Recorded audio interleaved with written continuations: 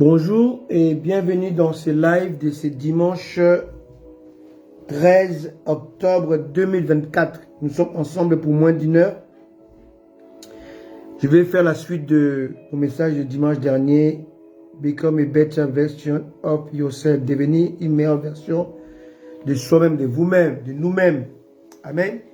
Nous avons vu comment aujourd'hui il y a un système qui est mis en place où il y a des gens qu'on appelle des coachs ou des influenceurs, des influenceuses qui ont remplacé des pasteurs, des médecins, des psychologues, ainsi de suite, qui sont là comme des substituts de ces gens, de ces personnes qui sont nécessaires et indispensables dans nos vies. Le coach, lui, il est capable d'être le pasteur, le médecin, les psychologues dépassent son conseil, les influenceurs sont là aussi pour faire les mêmes choses. En fait, coach et influenceur, influenceuse, c'est la même chose. Ce sont des gens qui sont là, qui sont devenus de nos jours comme des substituts pour nous pousser loin de Dieu et loin de la réalité céleste. Amen. Alors, ils ont une théorie que j'ai essayé de développer dimanche dernier. C'est devenir une meilleure version de vous-même. Ça, c'est vraiment la théorie des coachs. On a vu dimanche dernier comment Adam, le père de l'humanité, a mal fait son boulot parce qu'il n'a pas écouté ce que Dieu lui avait dit de protéger les jardins, de cultiver les jardins, mais aussi de veiller sur sa femme Ève. Et enfin, il n'a pas su enseigner Ève ce qu'il devait faire face à l'ennemi. Ève a tâtonné parce que Adam n'a pas prodigué des bons conseils à son épouse. Amen. Et aujourd'hui, avec la grâce de Dieu, on va voir ensemble avec vous un autre père, le père de la foi. Il s'appelle Abraham. Amen. Alors Abraham, c'était un homme idolâtre. Il priait plusieurs dieux. Et lorsque Dieu est venu le rencontrer, Dieu lui a intimé l'ordre de le servir lui seul, donc un seul Dieu à la place de plusieurs dieux. Alors, on est dans le livre de la Genèse, chapitre 12, le verset 1. Nous lisons: l'Éternel Dieu dit à Abraham ou Abram. Permettez-moi de séparer Abraham et Abraham. Donc, je vais dire Abram, hein, avec A-B-R-A-M. Je vais dire Abram. Et Abraham, c'est le A-B-R-A-H-A-M. Abraham. Donc, il y a Abram d'une part et il y a Abraham de l'autre part. Alors, Abram était l'image de la chair. Abraham est l'image de l'esprit. Amen. Donc, si nous étudions bien la parole de Dieu, nous allons voir que Abraham n'a eu qu'un seul fils. Abraham n'a qu'un seul fils. Mais Abraham en a eu plus. Parce qu'Abraham a eu Isaac avec Sarah. C'est Abraham. Après, il va avoir encore d'autres fils avec Ketura. Amen. Alléluia. Gloire à Jésus. Alors, si nous lisons toujours dans la Genèse, Abraham va avoir un fils avec Sarah, que nous connaissons, le fils de la promesse. Après la mort de Sarah, Abraham va se remarier avec une femme nommée Ketura. Il va avoir 5 enfants. Genèse chapitre 25, verset 2. Hein. Abraham prit encore une femme nommée Ketura. Hein. Certains étudiants de la Bible ou savants pense que Ketura était une femme bronzée, donc un peu comme tendance à être noire. Elle lui enfanta Zimram, Joxela, Médan, Madian,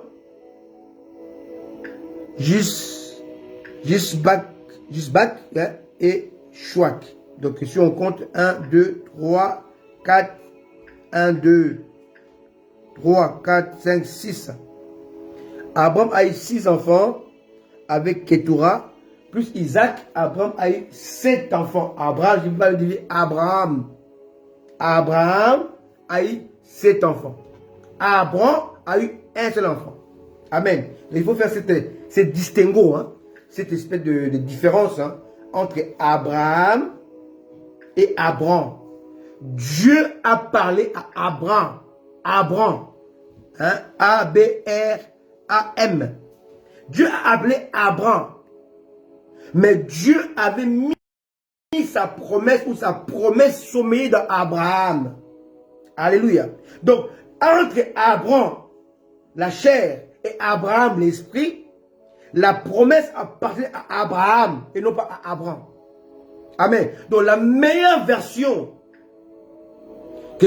avec qui Dieu voulait travailler, c'était Abraham. Or, Abraham sommeillait dans Abraham. La promesse était pour Abraham. Mais c'est Abraham qui a écouté. Mais Abraham avait entendu. My goodness. Amen.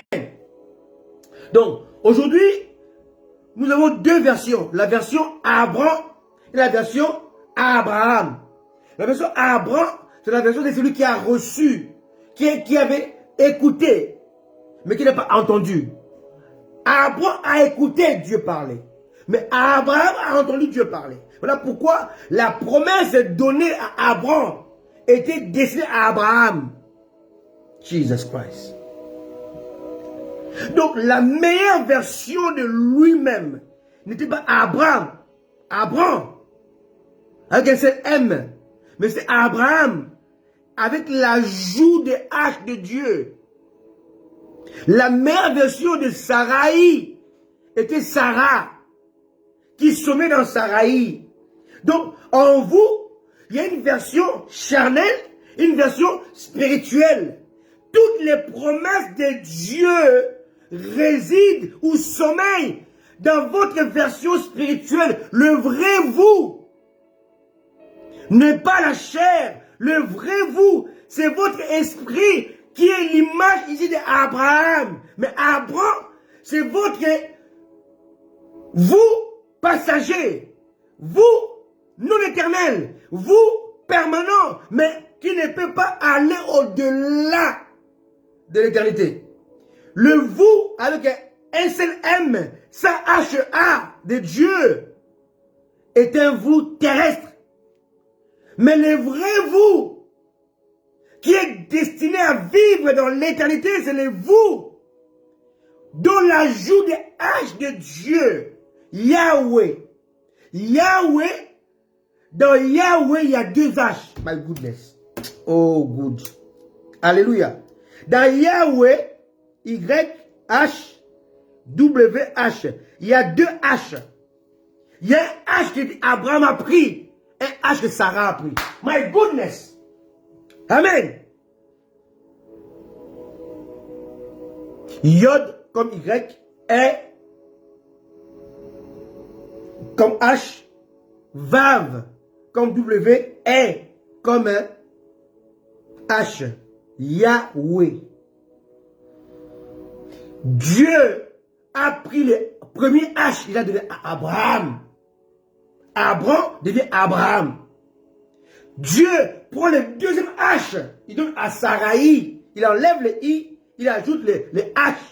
Donc, Sarai devient féconde. L'autre, elle va porter les H de Dieu. Oh mon Dieu, le vrai toi, c'est l'autre qui porte une partie de Dieu. My goodness. Amen. Dieu a parlé à Abraham sans les H.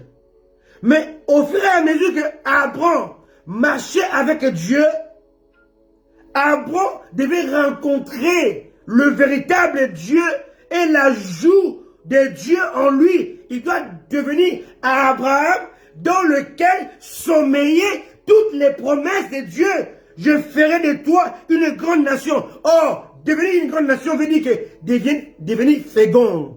Féconde. Être prêt à procréer, être prêt à engendrer des nations. Donc, le vrai Abraham, c'était l'Abraham qui devait engendrer des nations. Quand Moïse avait fui l'Égypte, il était parti, c'est l'un des fils d'Abraham. Rappelez-vous, lorsque Moïse a fui la maison de Pharaon, Moïse est parti dans le pays de Madian. Sur lisons Genèse chapitre 25, verset 2, et lui enfantant Zimram, Jokshan, Médan, Madian. Donc Moïse est parti vivre chez un fils d'Abraham, dont lui-même était aussi fils d'Abraham. Amen.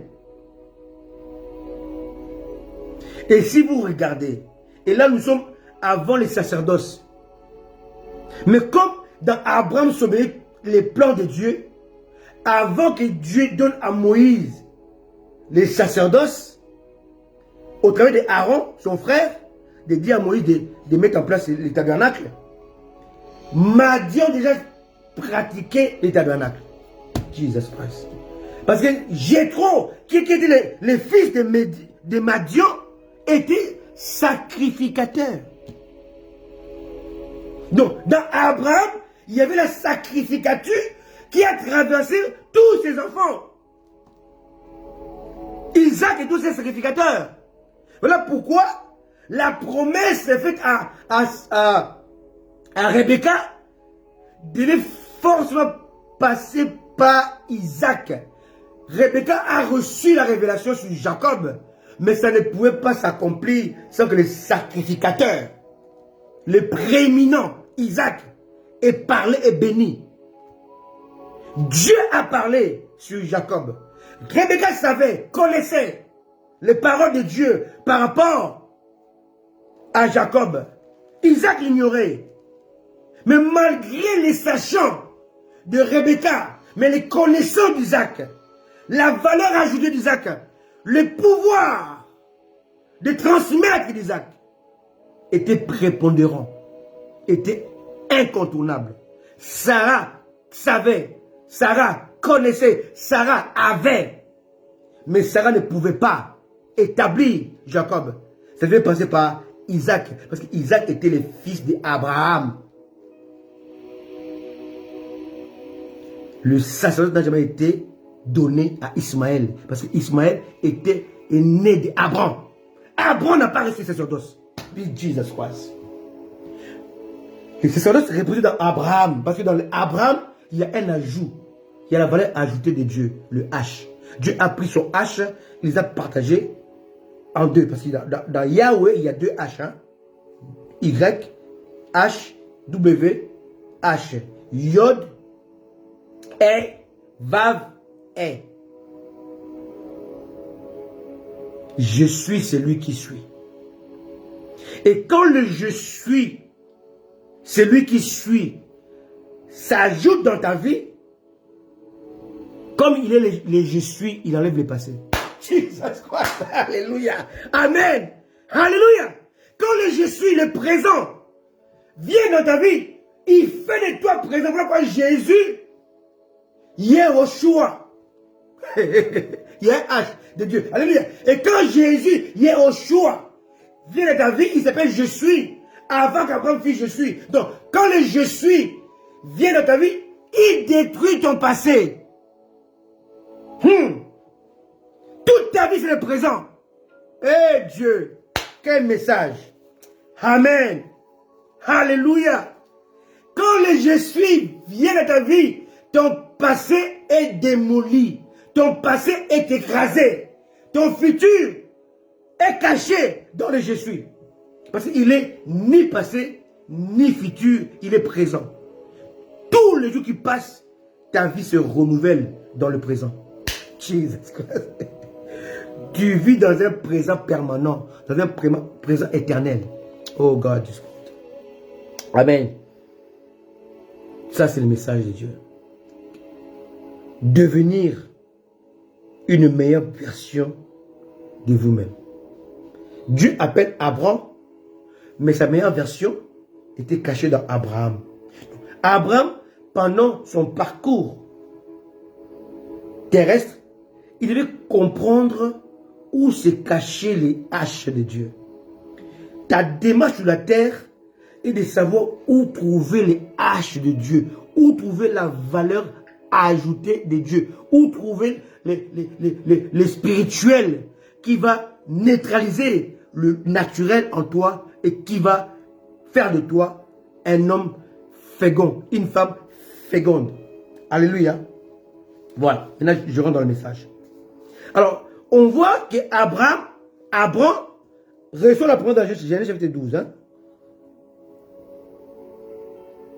Et Dieu lui promet l'environnement. Bien aimé, dimanche prochain, je parlerai d'un message où je parle de Dieu, je parle de l'environnement, je parle des saisons, je parle de l'atmosphère, je parle de tout ça. Si tu ne comprends pas ces 4 étapes, tu ne pourras pas rentrer dans ta promesse. Ça, c'est ce que je vais parler dimanche prochain. Amen. Dieu a prévu pour toi des choses, mais ces choses-là vont dépendre de ta saison, de l'atmosphère dans laquelle tu es. Souvent, tu es dans ta saison, mais tu n'es pas dans l'atmosphère. Alléluia. Souvent, tu es avec Dieu, mais tu n'es pas dans la saison. Et tu te décroches parce que tu oublies que Dieu fait les choses par saison. La femme ne tombe pas enceinte de janvier en décembre. Non. Elle tombe enceinte lorsque sa saison d'être fécondée rencontre la valeur ajoutée de Dieu, que Dieu a placée dans l'homme.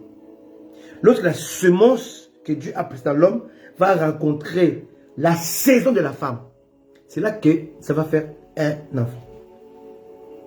Aussi longtemps que l'homme qui a reçu la semence va chez la femme qui doit la développer, ne vont pas dans le moment que Dieu a mis comme temps de saison. Il n'y aura rien. Qui me comprend? Et Satan aussi peut vous combattre. Pendant la saison de la femme, l'homme et la femme sont dans les disputes. Et vous croyez que ce sont des sorciers? Non! Vous ne comprenez pas que ces saisons-là, qu'on appelle les temps de la fécondation, est limité sur, je crois, sur quelques jours seulement. Hein? Alléluia. Une fois dépassé, c'est fini. Peu importe le temps que tu peux passer avec ton mari, tu ne seras jamais enceinte. Donc, les choses de Dieu dépendent aussi de la saison. Jésus, ils sont venus le voir. De faire quelque chose, il a dit, laissez-moi tranquille, mon temps, ma saison n'est pas encore arrivée. Alléluia. Marie est venue, Jésus, il n'a pas dit, femme, qui est-il entre toi et moi? Mon temps n'est pas encore arrivé. Donc, il y a Dieu, il y a le temps, il y a la saison, il y a l'atmosphère. Donc tout ça, ça doit vous amener, nous amener à comprendre que Dieu agit dans sa volonté qui dépend de son temps, qui dépend de sa saison. Ça, c'est le message du dimanche prochain. Amen. J'ai fait le prochain aujourd'hui, mais Dieu m'a dit non, tu dois finir ce que tu as commencé. Tu vas parler des pères de la foi. Quand tu vas parler des pères de l'humanité, aujourd'hui, tu parles des pères de la foi. Je vous salue à tous, tous qui êtes là. Mes bien-aimés qui êtes là, je vous salue. Maman Solange, maman Élu et les autres. Que Dieu vous accorde sa grâce et sa bonté. Nous parlons aujourd'hui de devenir une meilleure version de vous-même. Qu'on ne vous trompe pas des influenceurs, des coachs, vous trompent parce qu'ils n'ont pas la révélation de Dieu. Pour vous amener à comprendre c'est quoi la meilleure version de vous-même. Vous voyez que la meilleure version d'Adam n'avait rien à voir avec Abraham. Qui me comprend? Adam, sa meilleure version était quand Dieu l'a créé, Dieu lui a tout donné. Abraham, quand Dieu l'a créé, Dieu l'a fait appeler par son père Térak. Dieu l'a fait appeler Abraham. Dieu est passé par terre pour le faire appeler Abraham. Mais Dieu a fait sommer en lui Abraham, qui était caché. Abraham est le résultat de la rencontre avec Dieu. Donc, la meilleure version d'Abraham était Abraham. Voilà pourquoi tous les enfants qui sont nés par Abraham, qui sont nés d'Abraham, étaient des enfants de la saison de Dieu. Alléluia. Amen. Isaac était le fils de la promesse, parce que c'est le père d'Isaac, s'appelait Abraham. Ismaël n'était pas le fils de la promesse, parce qu'Ismaël est né d'Abraham. Donc Abraham a un seul fils, Ismaël. Abraham n'a qu'un seul fils. Le fils du désordre, le fils de la négociation humaine, le fils de compromis, le fils de la bêtise. Parce que Abraham a fui le terrain béni de Dieu. Abraham a fui l'environnement béni de Dieu. Abraham a fui l'atmosphère qui devait le transformer à Abraham. My goodness. Et quand il a fui, comment on appelle le terrain? Abraham a quitté son pays. Dieu lui avait promis de faire de lui une grande nation. Alléluia. Mais Abraham ne sait pas que la grande nation, c'est la promesse de Dieu. C'est la promesse qui vient de Dieu. Mais cette promesse-là devait dépendre du temps de Dieu. Et le temps de Dieu devait dépendre de la saison de Dieu. Et la saison devait dépendre du climat. Et le climat devait dépendre de l'atmosphère. Je ne sais pas pourquoi j'essaie de prêcher le message dimanche aujourd'hui. Alléluia, c'est pas grave. Abraham, Dieu l'appelle, Genèse chapitre 12, 1 à 5. Lisons les versets 10 à 20. Il y eut une famine dans le pays. Et Abraham descendit en Égypte, bien aimé. Dieu a dit au chapitre 1, verset 1. Éternel dit à Abraham, va-t'en de ton pays, de ta patrie, de la maison de ton père, dans le pays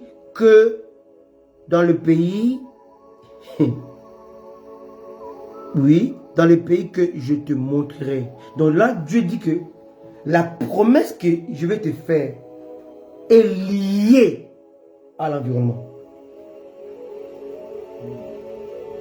Bien-aimé, il y a des choses que nous voyons aujourd'hui, moi et élu, ça ne pouvait jamais nous arriver dans l'environnement dans lequel on était mariés. Jesus Christ. Quand je me suis marié avec mon épouse, il y a plus de 26 ans, on était dans un environnement. Et toutes les promesses de Dieu sur nous étaient en dehors de cet environnement-là. Alléluia. Elle peut témoigner aujourd'hui. Les choses que Dieu fait avec nous aujourd'hui, il les fait dans l'environnement dans lequel nous sommes. Mais là où Dieu nous a parlé, tous les deux, c'était en dehors de cet environnement. Et souvent, on venait dans cet environnement-là, on le détestait. On disait, on doit faire ici 3 jours, mais dans 3 jours, il faut que tu rentres vite. Mais on ne sait pas que c'était l'environnement dans lequel Dieu nous a appelés pour être bénis. Est-ce que vous comprenez un peu? Et aussi longtemps que j'étais élu dans l'environnement du passé, que nous aimions, que nous chérissions, que nous approuvions, que nous avions adopté, nous étions loin de comprendre le plan de Dieu. Et lorsqu'on a changé d'environnement, les compteurs de Dieu s'est mis en marche. Aujourd'hui, si tu demandes à mon épouse et lui, tu dis, rentre là où tu étais avant, avec ton mari, elle va te dire jamais de la vie. Pourquoi? Parce qu'elle a vu la promesse de Dieu dans sa vie, dans le monde dans lequel nous sommes aujourd'hui. Bien aimés, très souvent, notre problème, c'est l'environnement. Parce que Dieu, c'est lui qui a créé les temps, c'est lui qui a créé les saisons, et c'est lui aussi qui a créé l'environnement. Lorsque Dieu parle, il dit, le pays que je t'ai montré, donc Dieu dit que ta bénédiction, ton succès dépend du déplacement. Amen. Alléluia. Il y a des enfants aussi. Il faut les études. Mais si ce n'est pas les études que Dieu voulait pour eux, ils vont échouer. Alléluia. Je connais ça avec ma soeur qui est 4 ans de plus qu'une de mes grandes soeurs. Elle était dans les études, elle échouait. Mais lorsqu'elle a changé seulement des branches, elle était la première. Mon frère, ma soeur, qui m'écoute, très souvent tu es dans les échecs parce que tu n'es pas dans le bon environnement dans lequel Dieu t'a appelé. Abraham, il a parcouru, il a quitté son pays, il va arriver dans l'environnement dans lequel Dieu l'avait appelé. Verset 6. Abraham parcourut le pays jusqu'au lieu nommé Sichem, jusqu'aux chaînes de Morée. Les Cananéens étaient alors dans le pays. 7. L'Éternel apparut à Abraham et dit, je donnerai ces pays à ta possession. Donc, Abraham est arrivé là où Dieu lui avait dit, je te montrerai. Est-ce que vous comprenez? Maintenant, il va voir l'épreuve. L'épreuve de ta destinée. Verset 10. Dans cet environnement de Dieu, béni, où Dieu a tout prévu pour Abraham, qui allait devenir Abraham. My goodness. Maintenant, Dieu va amener l'épreuve de la famine. Bien aimé, aujourd'hui, beaucoup d'hommes de Dieu, à cause de la crise de la famine, ils vendent l'air de droit de au diable. Verset 10. Il y eut une famine dans le pays, et Abraham descendit en Égypte pour séjourner, car la famine était grande dans le pays. Voilà là où Abraham va perdre l'environnement. Et voilà où le commencement d'Ismaël va commencer. Parce que c'est là où Abraham va prendre Agar. Qui égare? Agar l'a égaré. Parce que Agar s'est trouvé en Égypte. Or, Dieu n'avait jamais dit à Abraham d'aller en Égypte. Abraham a quitté le terrain. Alléluia. De sa bénédiction. Abraham a quitté le terrain, l'environnement choisi par Dieu, qui était Canaan, la terre promise. Mais dans Canaan, il y avait la famine. Dans Canaan, il y avait la sécheresse. Dans Canaan, il y avait tout. Sauf Dieu. Que lui ne voyait pas. Mais Dieu était là. Alléluia. Alléluia. Aujourd'hui, Satan veut vous chasser de l'environnement béni de Dieu. Juste à cause de l'épreuve. Vous savez, lorsque Abraham voulait se séparer de l'autre, il leur dit, choisis. Parcours les terrains. Choisis où tu veux aller. Si tu vas à gauche, moi je vais à droite. L'autre a regardé, a vu les verdures, un beau paysage, un bon pays, un bel endroit. Il dit, moi je vais là-bas. C'était Sodome. Il a laissé Abraham là où c'était rocailleux. Il n'y avait rien, il n'y avait aucun avenir. Mais le choix qu'Abraham a fait, ce n'était pas le choix des terrains. Il savait que Dieu était avec lui.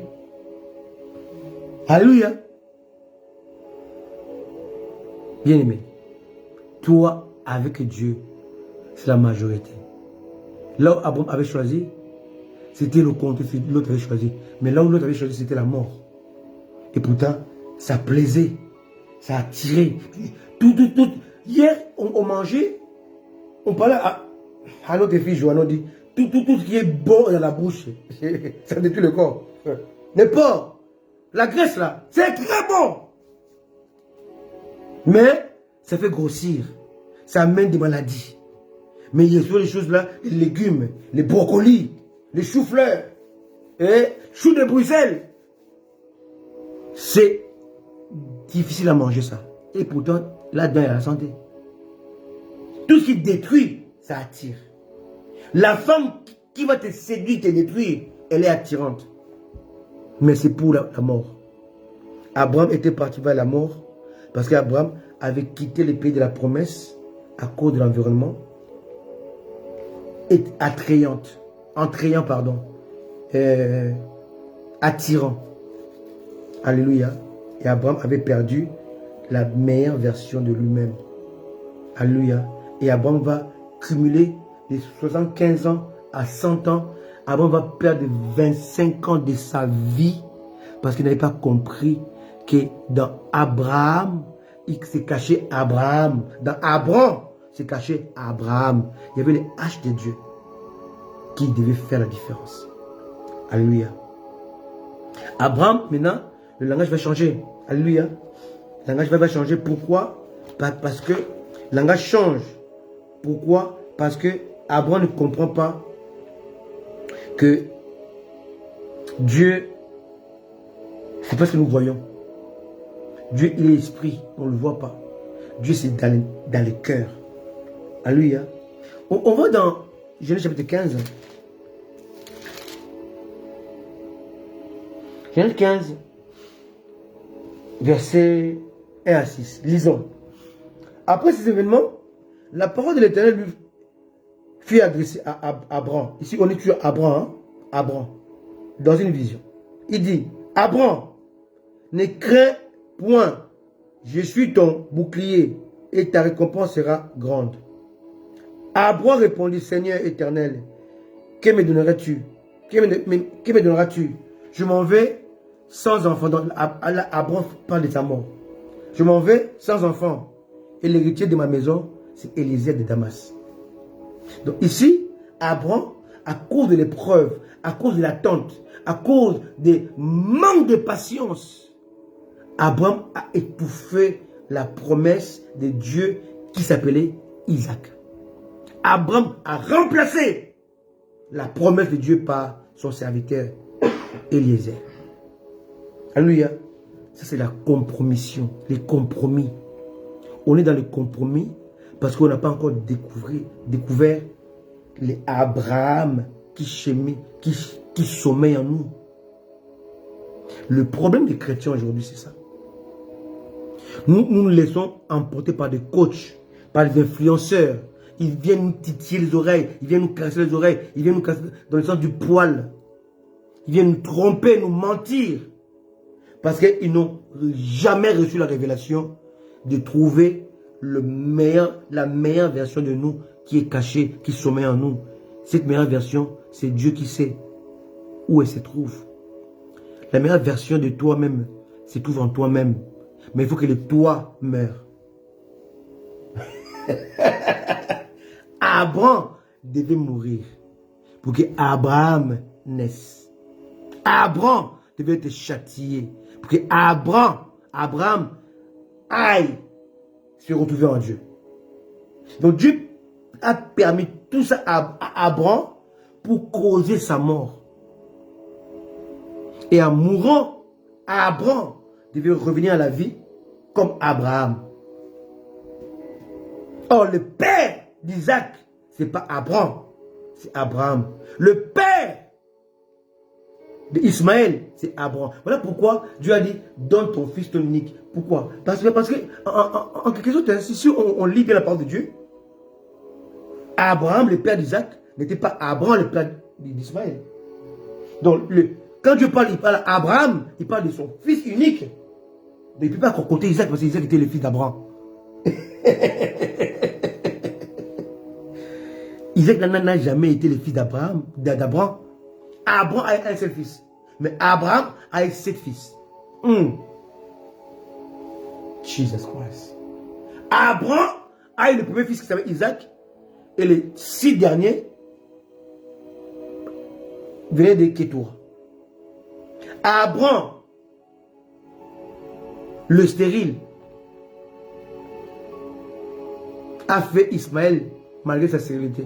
Bien aimé, tu peux être stérile, mais quand tu vas avec une femme illégitime, tu vas faire un enfant. Oh Dieu! Oh Dieu! Oh Dieu! Quelle puissance! Abraham était stérile, mais il a fait l'enfant avec Saraï, l'enfant de la malédiction. Avec l'enfant, avec Agar, hein, excuse-moi. Saraï était aussi stérile. Abraham a fait l'enfant avec Agar, l'enfant de la malédiction. Ismaël. Mais l'enfant de la promesse, c'est Abraham qui l'a fait avec Sarah, pas Saraï. Donc vous voyez que il y a des choses que Dieu vous a données, vous a réservées, qui se cachent dans le changement, l'ajout de Dieu en vous. La valeur ajoutée de Dieu. Saraï doit devenir Sarah. Le I doit tomber, le H doit remplacer le I. À Abraham, il faut qu'il y ait l'ajout de Dieu. Les H et les A de Dieu. Sarah, Dieu a ajouté les H. Mais à Abraham, Dieu a ajouté les HA. Alléluia. Oh Dieu. Je vais m'arrêter là aujourd'hui. C'est seulement pour vous dire que En nous, il y a deux versions. Il y a la version naturelle et la version spirituelle. La version naturelle, c'est la chair. La version spirituelle, c'est l'esprit.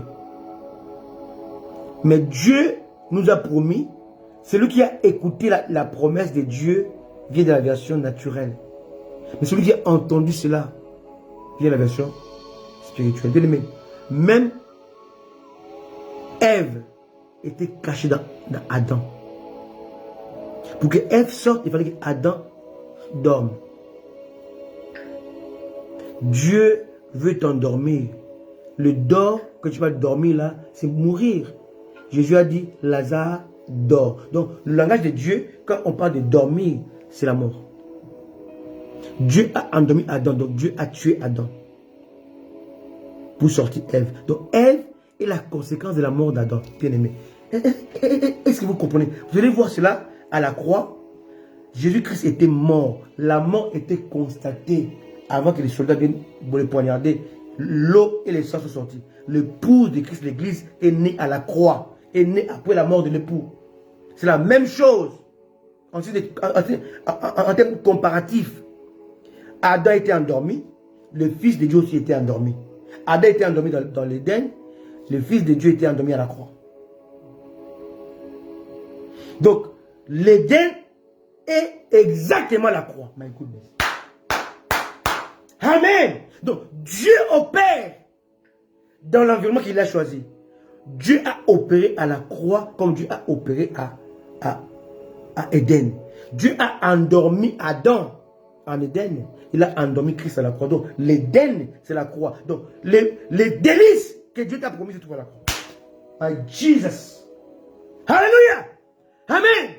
Donc, la promesse de Dieu se trouve en Éden. Il y avait tout sauf rien.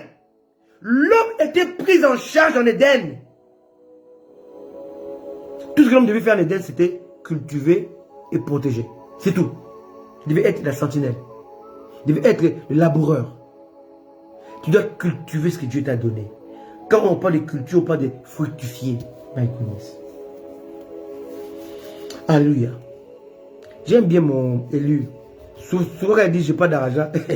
Mes enfants connaissent. J'ai pas d'argent. Ça veut dire qu'il doit avoir au moins 3 euros quelque part. Elle dit j'ai pas d'argent. Amen. Donc, quand tu penses que tu n'as rien, tu as quelque chose. C'est en toi. Mais il faut seulement cultiver ça, le fructifier. On fructifie tout.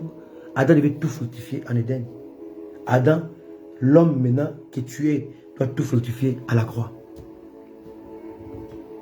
En Éden, il y a Adam, à la croix, il y a Jésus. Tout est en Jésus, comme tout était en Adam. Ève était cachée dans Adam.